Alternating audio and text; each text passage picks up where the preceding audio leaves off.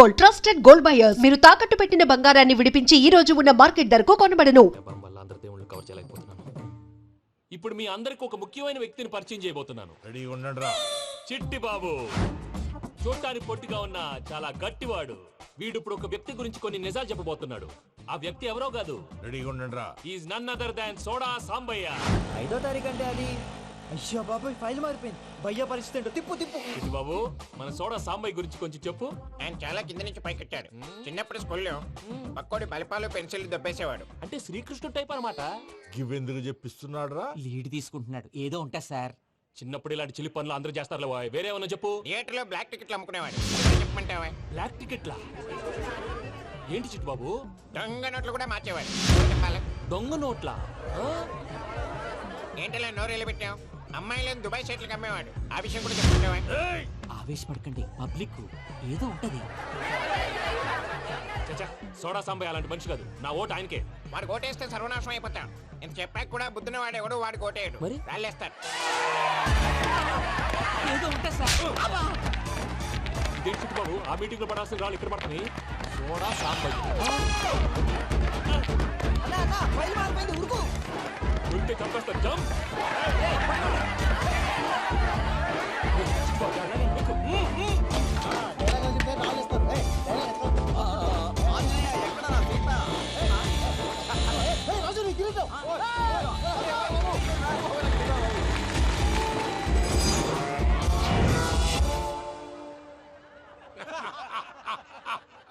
Total గా soda gas తీసేసిండు అన్నమాట. అరే ఇజ్జత్ పోయి మేము ఏడుస్తా ఉంటే గట్లా నవ్వుతారేమరా?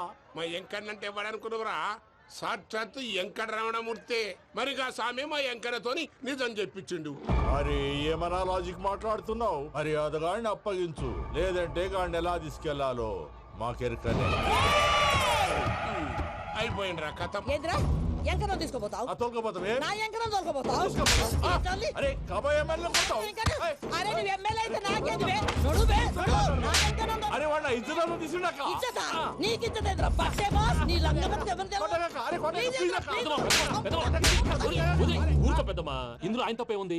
బోల్ డబ్బులు పెట్టి మీటింగ్ పెట్టాడు, అది నా వల్ల అప్సెట్ అయింది, అందుకే నా వెంట పడ్డాడు. మీరు ఉండండి. అంతే అంతే, నువ్వు వెళ్ళండి వెళ్ళండి. వస్తానన్నా అన్న మలేషియా వస్తానన్నా. అక్క నేను బీపీ తగ్గించుకోరా?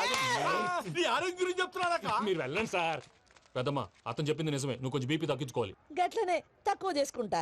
ఏంది భయ నారాయణ, ఊరుకూరుకొని రమ్మంటివి? మన ఎంకన్నకి పెళ్లి గిట్లు ఏమైనా సెటిల్ అయిందా? వీడికి ఇంకా పెళ్ళవదన్నా, అందుకే మేము ఇద్దరం కలిసి పుణ్యక్షేత్రాలకు పోదాం అనుకుంటున్నాం. ఆ విషయం నీతో చెబుదామని. ఏం మాటలు బాబాయ్? లేకపోతే ఏంట్రా, మీ నాన్న పోతూ పోతూ నిన్ను నా చేతిలో పెట్టిపోయాడు. ఇప్పుడు ఆ బాధ్యత పెద్ద బరువు అయిపోయింది. అరే ఇప్పుడు ఏమైందని? ఎంకన్నను బంగారం లెక్క పెంచితివి. పెంచితే సరిపోతుందా? వీడికి 20 సంవత్సరాల వయసు వచ్చినప్పటి నుంచి సంబంధాలు చూస్తున్నాం. మొదట్లో వర్షాకాలంలో వర్షాలలాగా విపరీతంగా వచ్చాయి, తర్వాత ఎండాకాలంలో వర్షంలాగా అప్పుడప్పుడు వచ్చాయి. ఇప్పుడు కరువు వచ్చినట్టు అసలు రావడమే మానేసి. బాబాయ్ జీవితం తోట లాంటిది, అందులో మనం తోటకూర లాంటి వాళ్ళం. తోటకూరతో పప్పు చేసుకోవచ్చు, వేపుడు చేసుకోవచ్చు, అంతేగాని రసం సాంబార్ చేసుకోలేం కదా. సంబంధం గురించి మాట్లాడుతుంటే సంబంధం లేకుండా మాట్లాడతావేంట్రా? సంబంధం ఉంది పిన్ని. నా డ్రీమ్ గర్ల్ కనిపించే వరకు పెళ్లి చేసుకోవాలని చెప్పాను కదా. నా చిన్నప్పటి నుంచి ఏ మాట చెబుతున్నాడు. ఆ డ్రీమ్ గర్ల్ ఎక్కడుందో ఎలా తెలుస్తుంది? నాకు తెలుస్తుంది. తుఫాన్ వచ్చే ముందు హెచ్చరికలాగా ఆ అమ్మాయి ఎదురుపడినప్పుడు నాలో కొన్ని కదలికలు వస్తాయి. తను నా దగ్గరకు వస్తుంటే గాలిలో గులాబీ పూలు వాసన వస్తుంది. అంతెందుకు, ఆకాశంలో సూర్యుడు 1000 రెట్ల కాంతితో నా పక్కన నిలబడినట్టుంటుంది. సూర్యుడు పక్కన నుంచుంటే కనిపించేది అమ్మాయి కాదు, యముడు. నీ ఫ్రస్ట్రేషన్ నాకు అర్థమైంది. ఒక విధంగా పెళ్లి లేట్ అవడం మన మంచికే. మంచిగా? మరి ఇప్పుడు మన ఇంటికి వచ్చేది కోడిపిల్ల కాదు, ఆడపిల్ల. కోటి ఆశలతో వస్తుంది. అందుకే ఆమెకి ఏ ఇబ్బంది లేకుండా ఫ్లాట్ తో పాటు ఫర్నిచర్ కూడా కొన్నాను. రేపు నానో కారు కూడా వచ్చేస్తుంది. ఇప్పుడు నేను పెళ్లికి రెడీ. జస్ట్ నా డ్రీమ్ గర్ల్ కనపడమే లేటు. చూసావా అన్న, ఎక్కడికి వెళ్ళా మళ్ళీ ఆ డ్రీమ్ గర్ల్ దగ్గరికే వస్తాడు. వీడికి జన్మలో పెళ్ళేయట్లేదు. ఇక మన పోదాం పదవే. నేను పరిశ్రమ కుక. మన ఎంకన్న జాతకంలో దోషం గిట్లుందేమో జర చూపిద్దాం.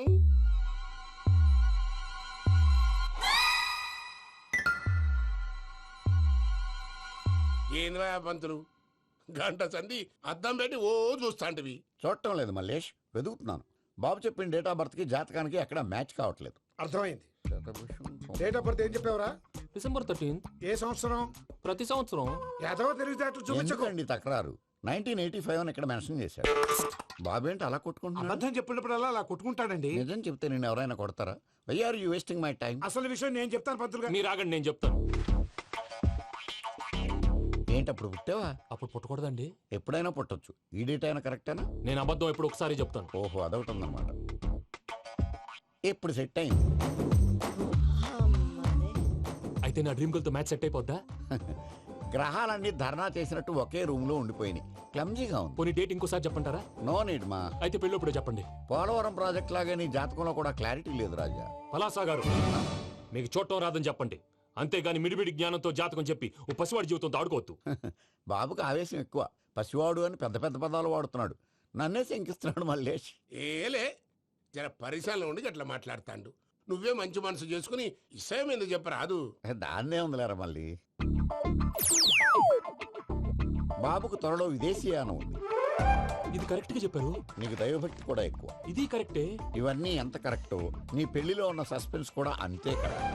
మరి సస్పెన్స్ క్లియర్ అవడానికి ఏం చేయాలి? ఈ టైప్ సిచ్యువేషన్స్ లోనే నేను గవ్వలు నేను నమ్ముకున్నాను. మిమ్మల్ని నమ్ముకున్నాను. ఈ గవ్వలు నేను బాగా కలిపి వేస్తాను. ఆ. అన్నీ బోర్లా పడితే నీ పెళ్లి అవుతుంది. ఆహా. తిరగబడితే నీ పెళ్లి అవదు. సగం అటు సగం ఇటు పడితే ఎటు కాకుండా పోతాం. ఏంట్రా మళ్ళీ ఇది? దేనికైనా లిమిట్ ఉంటుంది కదా. నువ్వు వెయ్యరాదు పంతులు. నోటుకొచ్చి వేస్తానమ్మా.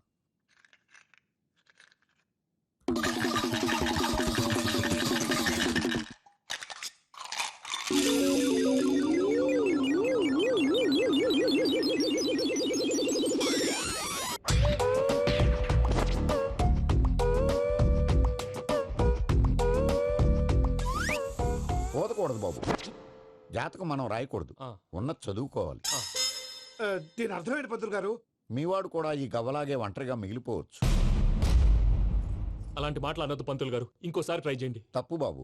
సృష్టికి విరుద్ధంగా ఏ పని చేయకూడదు. అది కాదు, ఇంతకు మీరు సరిగ్గా కలపలేదు. ఏం పెద్దమ్మా? పిల్లగాడు చెప్తున్నాడు కదా, ఇంకో పాలంటే ఏ రాదయ్యా. ఆవేశపడకండమ్మా, అలాగే వేద్దాం. ఏముంది ఇందులో? ఒకసారి కాపాడుతు లేస్తున్నాడు.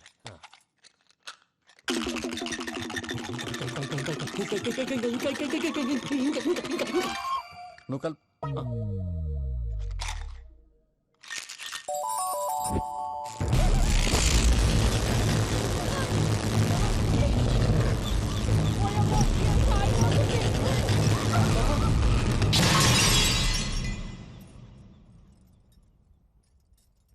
చూసావా, ప్రకృతి విరుద్ధమైన పనులు చేస్తే ఎలాంటి ఫలితాలు వస్తాయో. దానికి దీనికి సంబంధం ఏంటండి? నిజానికి జాతకం వల్ల లైట్లు పేలకూడదు. ఇల్లు పేలిపోవాలా? పంతులు గారు ఇప్పుడు ఏం చేద్దాం? ఒక్క ఫోటో తీసుకుందాం. నువ్వు కూర్చోమ్మా, గవ్వ కాంబినేషన్ కావాలి. ఎందుకండి? గవ్వ నిలబడ్డం ఎవరైనా చూసావా? పాలపంత వచ్చినప్పుడు వింత అనుకున్నాం. ఇది అంతకంటే పెద్ద వింత. ఫోటో జంక్ చేసే ఇంక నువ్వు లేవచ్చు రమణ. త్వరలోనే ప్రపంచం అంతమైపోతుందని టీవీ 9లో చెప్తే నమ్మలేదు. ఈ పరిణామాలన్నీ చూస్తుంటే నమ్మాల్సి వస్తుంది వెంకటరమణ. ఈ జాతకుడికి పెళ్ళంటూ జరిగితే ఒక నెలలో జరిగిపోవాలి, లేకపోతే జీవితంలో పెళ్లి యోగం లేదు. ఇంకోటి ఉందమ్మా, త్వరలో నీకు రాహుగ్రహ ప్రభావితుడైన ఒక కేతువుగాడు పరిచయం అవుతాడు.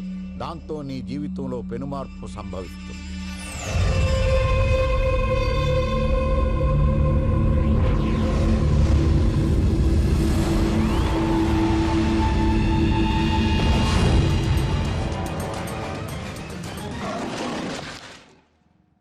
Yo, mom, నేను కొత్త మ్యాజిక్ ట్రిక్ నేర్చుకున్నాను. ఏంట్రా అది? First give me one egg. Yeah, drop it here. Now what? Magic, abracadabra, రెండు వచ్చినాయిరా. భలే ఉందిరా. మీ పప్ప కూడా చూపించరా, ఎంజాయ్ చేస్తారు. Oh, mom, ఆర్ట్ పెళ్లి తెలియని వాళ్ళకి చూపించినా కూడా వేస్టే. ఏమండి, పొద్దున్నే అంత సీరియస్ గా టీవీ చూస్తున్నారేంటండి? కాఫీ తీసుకోండి. ఏమండి, కాఫీ తీసుకోండి. ఏమండి? కాఫీ! ఏమండి?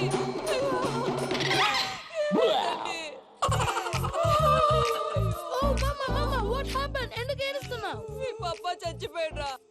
మనకు అన్యాయం చేసి వెళ్ళిపోయాడురా. అరే, ఇందాక టిఫిన్ కూడా పిక్కలాగా తిన్నాడు. హే మమ్మీ, ఎందుకు ఇంత ఏడుస్తున్నావు? నువ్వు ఏడిస్తే పోయిన బాబా తిరిగి వస్తాడా? Think practically mom. ఇప్పుడు బాడీని ఇక్కడే తగలబెట్టాలా, లేకపోతే ఇండియా తీసుకెళ్ళాలా? ఎనకండి హ్యాపీగా చచ్చిపోయారు. ఊరుకోరా, ఏం మాటలురా. రే, నువ్వు చాలా మ్యాజిక్ చేస్తావు కదా, ఏదో ఒక మ్యాజిక్ చేసి మీ పాపాని బ్రతికించరా. ప్లీజ్ రా మమ్మీ, ప్లీజ్ రా. అలా పడేసావేంట్రా? Mom, please don't disturb me. ఇదంతా ట్రీట్మెంట్.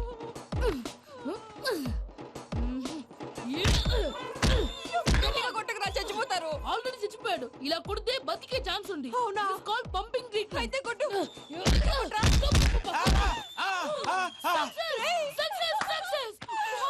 ఏమైందిరా?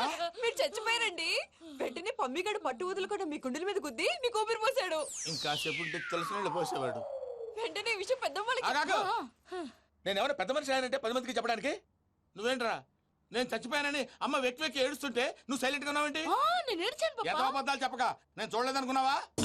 చచ్చిపోయారు కదా మీరెలా చూసారు? చచ్చిపోతే ఆత్మ స్ట్రైట్ గా పైకి వెళ్ళిపోద్దా? ఎవరు ఏడుస్తున్నారో లేదో చెకప్ చేసుకుని మరీ వెళ్ళిపోద్ది. అవును పూజ లేచిందా? లేపమంటారా? పూజ అని లేకపోద్ది.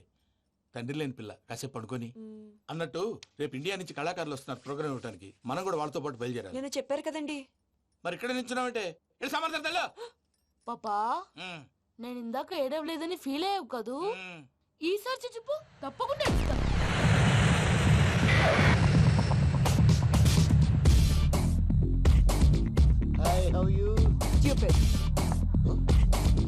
ఏడు కోట్ల వాడ పంతులు గారు నా పెళ్లికి 1 month డెడ్ లైన్ పెట్టిన విషయం నీకు తెలుసు.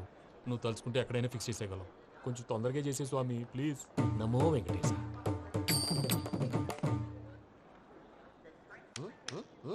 ఏంటి అది? ఇద్దెలీదా? అదే కదా అడిగేది. నామాలు శంఖం చక్రం అభయస్తం కటిముద్ర. నమో వెంకటేశ. మన వచ్చింది ప్రార్థన చేయడానికి ప్రోగ్రామ్ ఇవ్వడానికి. ప్రార్థన చేసి ప్రోగ్రామ్ ఇవ్వడానికి భయ్యా. ఏంటి అట్కారమా? You know who I am? Single leg dancer Sheikh Raj. Dhee దంచి కొట్టు దుమ్ము లేపు ప్రోగ్రామ్ లో ప్రభుదేవ నా డాన్స్ చూసి ఏమన్నాడో తెలుసా? డాన్స్ రాకుండా ప్రోగ్రామ్ కి ఎలా వచ్చావరా అని బండ బుద్ధులు తిట్టి పంపించాడు. ఏమన్నా? నేను కదా భయ్యా, మా చిట్టుబాబు. రే భయ్య ఒకసారి చెప్పు. వీడి భయ్య ఏంటి బఫెల్లోకి బట్టలు తిరిగినట్టున్నాడు. రే అలా అనకూడదు. బఫ్లో వింటే బాధపడుతుంది. ఏంటి ఇద్దరు కలిసి డ్రామా ఆడుతున్నారా? నాకు గాని బీపీ వచ్చిందంటే ఏం పీక్తారా వీపీ? నన్ను బీపీ అట్టడా? నిన్ను పీక్కు. ఆగండి అయ్యా. ఏంటయ్యా ఏంటి గొడవ? నేను కదా మూర్తి, చిట్టుబాబు భయ్య కొట్టుకుంటున్నారు. ఏంటయ్యా శేఖర్ ఆఖరికి బొమ్మతో కూడా గొడవ పడుతున్నావా? నోరు మంచిదైతే ఊరు మంచిది అంటారు. ఎలా ఉండాలి నాకు తెలుసు. ఏదో నాకు చెప్పక్కలా నువ్వు